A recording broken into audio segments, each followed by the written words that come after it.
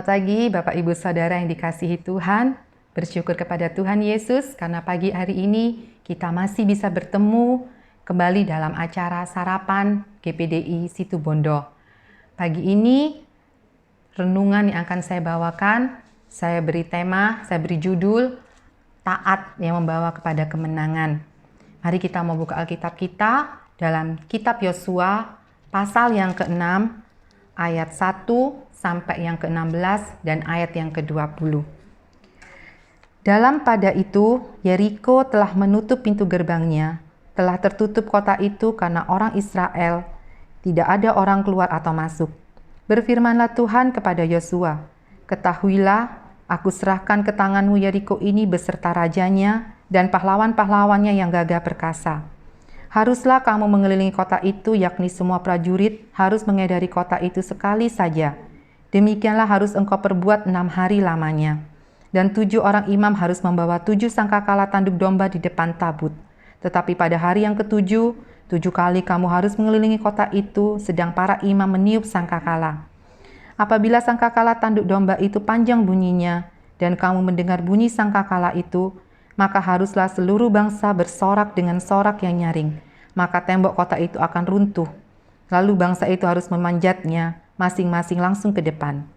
Kemudian Yosua bin Nun memanggil para imam dan berkata kepada mereka, angkatlah tabut perjanjian itu dan 7 orang imam harus membawa 7 sangkakala tanduk domba di depan tabut Tuhan.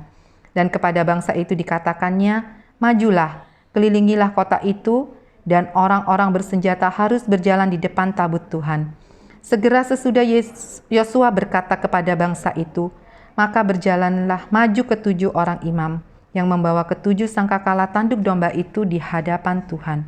Lalu mereka meniup sangkakala, sedang tabut perjanjian Tuhan mengikuti mereka.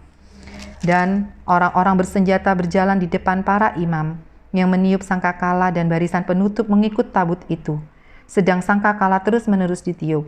Tetapi Yosua telah memerintahkan kepada bangsa itu demikian, janganlah bersorak dan janganlah perdengarkan suaramu, sepatah kata pun janganlah keluar dari mulutmu sampai pada hari aku mengatakan kepadamu, bersoraklah. Maka kamu harus bersorak. Demikianlah tabut Tuhan mengelilingi kota itu. Mengedarinya sekali saja, kemudian kembalilah mereka ke tempat perkemahan dan bermalam di tempat perkemahan itu. Keesokan harinya Yosua bangun pagi-pagi, lalu para imam mengangkat tabut Tuhan. Maka berjalanlah juga ke-7 orang imam yang membawa ke-7 sangkakala tanduk domba itu di depan tabut Tuhan.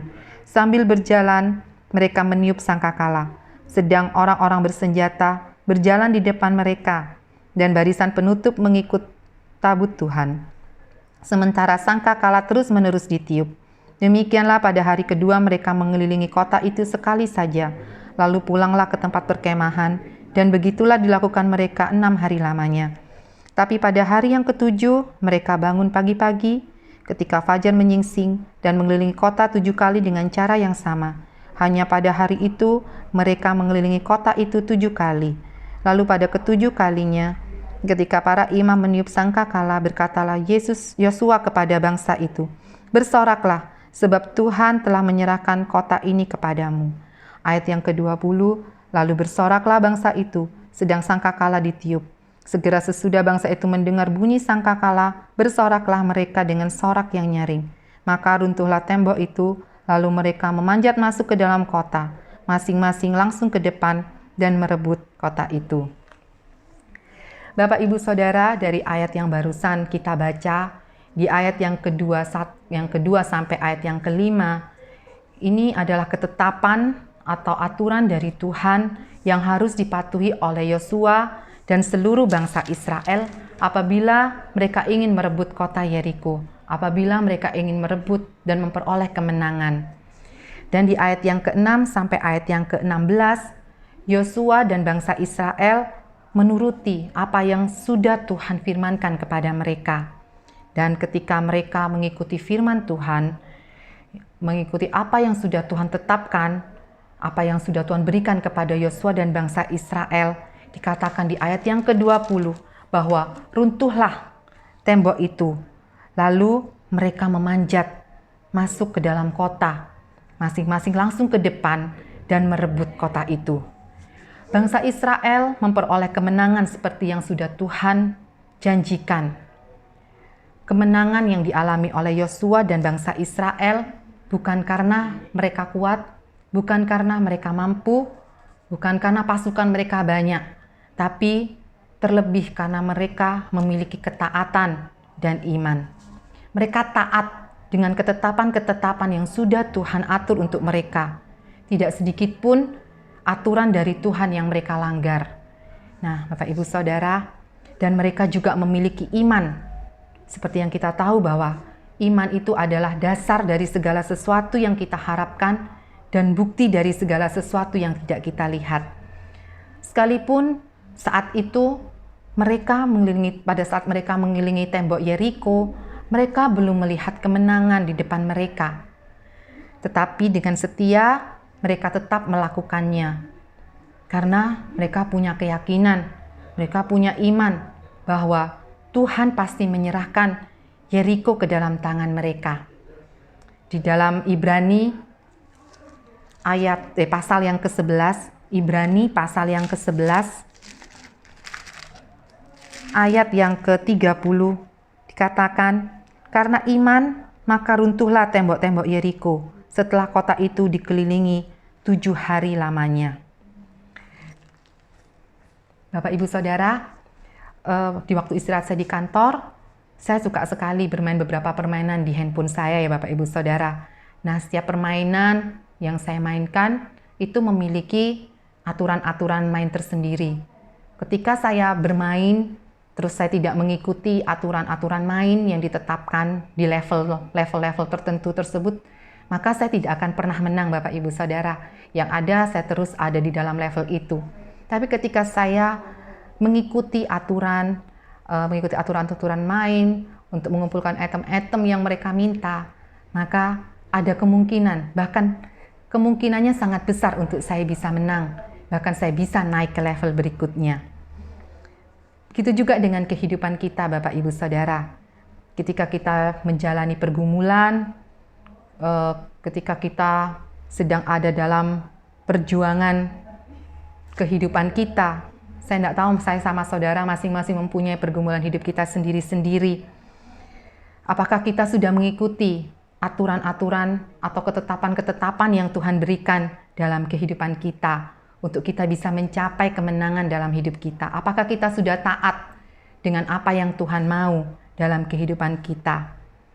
Bapak Ibu Saudara, jika kita sudah taat sama Tuhan, kita dengan yakin boleh kita punya iman bahwa kita pasti memperoleh kemenangan. Dan mungkin saat ini, sekalipun mungkin kita sudah taat, tapi kita masih belum melihat kemenangan itu di depan kita.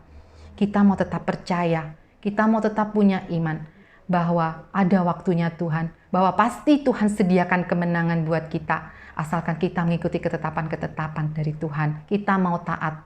Memang taat itu tidak semudah membalikan telapak tangan ya Bapak Ibu Saudara. Kadang firman, ketetapan-ketetapan yang Tuhan berikan buat kita itu sebetulnya kadang itu tidak susah.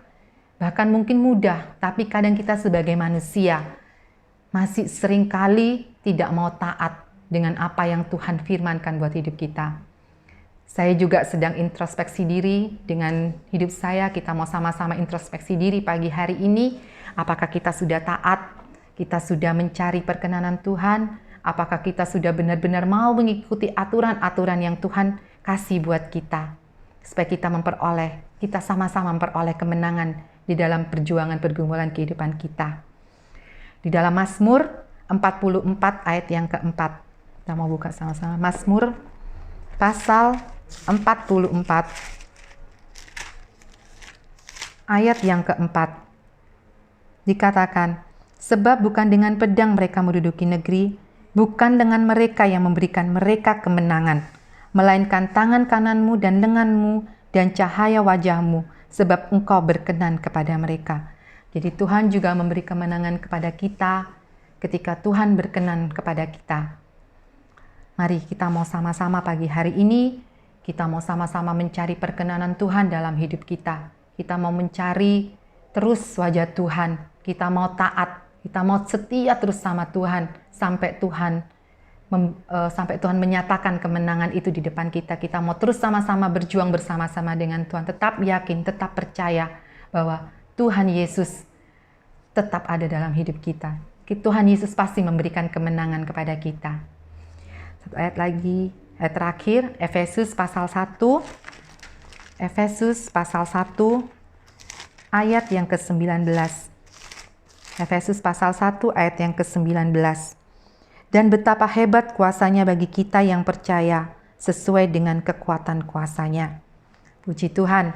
Demikian Bapak Ibu, Saudara yang dari renungan yang bisa saya bagikan pagi hari ini. Semoga bisa menjadi berkat bagi kita semua. Puji Tuhan. Tuhan Yesus memberkati.